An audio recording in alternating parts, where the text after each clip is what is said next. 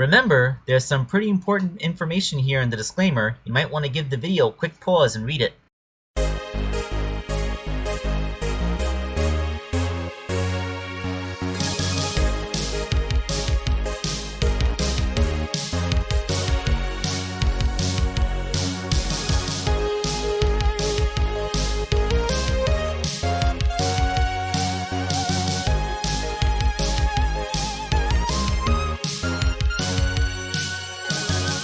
Hello my friends, this is WakeAngel2001 coming at you with another custom video. This is for Sparklewolf404 and is Klonoa. Yes, our favorite, what is Klonoa? Cat? A rabbit? Cabbit? Long-eared thing.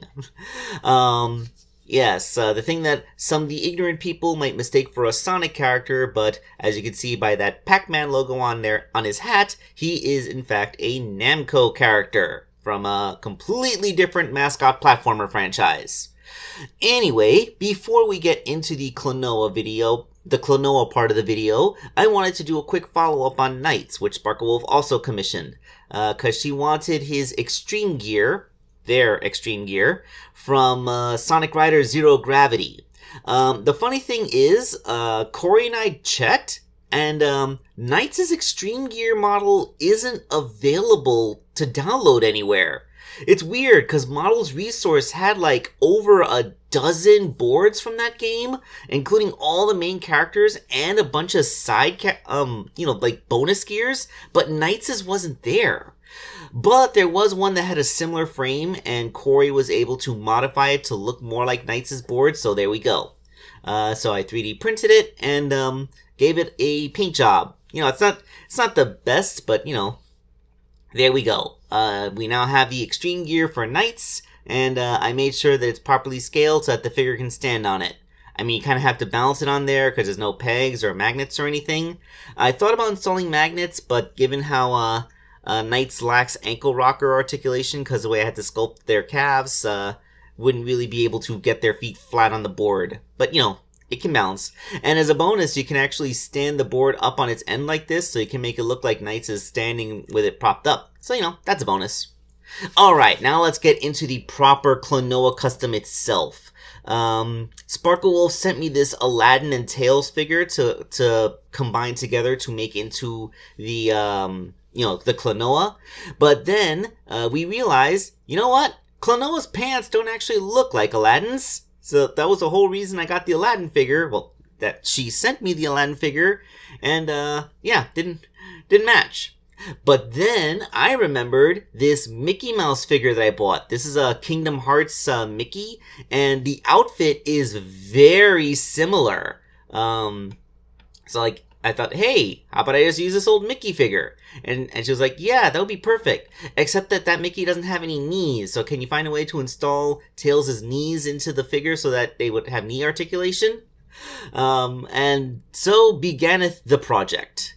I cut off Tails' legs at the thigh so that I would be able to get the knee joints out.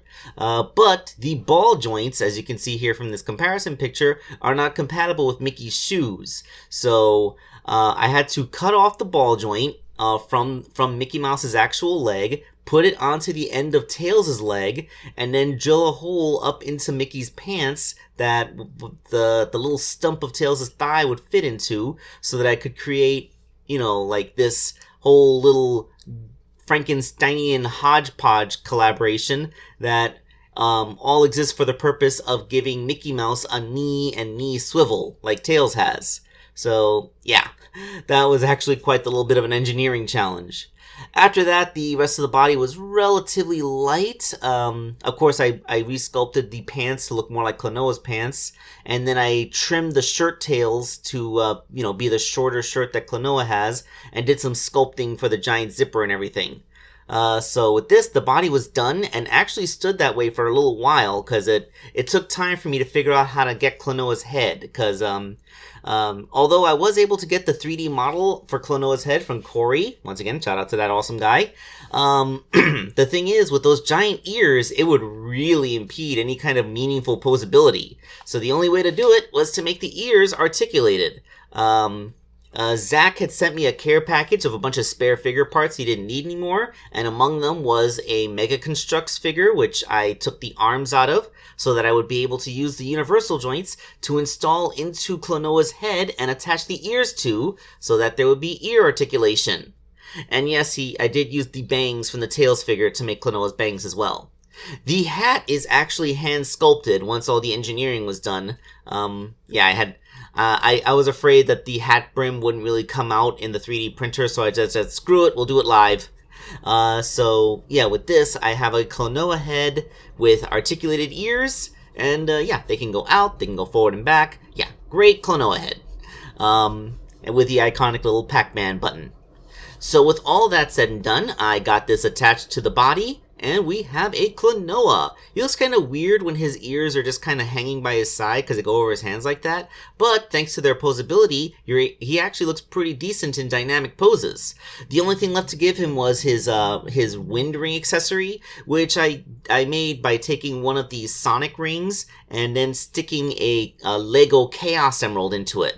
I did have to drill the hole a little bit bigger so the Lego Chaos Emerald could go into it, but yeah, that's how this was done. So yeah, Klonoa has the wind ring and everything.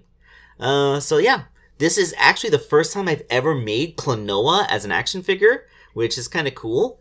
I do know who Klonoa is. I did play the game, so don't think that I'm some ignoramus working from the outside. But yeah, that's finally the pair of dream entities done. Yeah, because both Klonoa and Knights have the thing in common that they actually are in someone else's dream, or a dream world. Yeah, I know how the Klonoa game ended. Alright, so thank you all for watching this video, and this is Wake Angel 2001 signing off. Oh, hey everybody, it's me, Sonic the Hedgehog. Just here to remind you that if you haven't already, make sure to hit that like button. And for even more amazing customs, don't forget to subscribe to Wake Angel 2001, because between you and me, they're way past cool.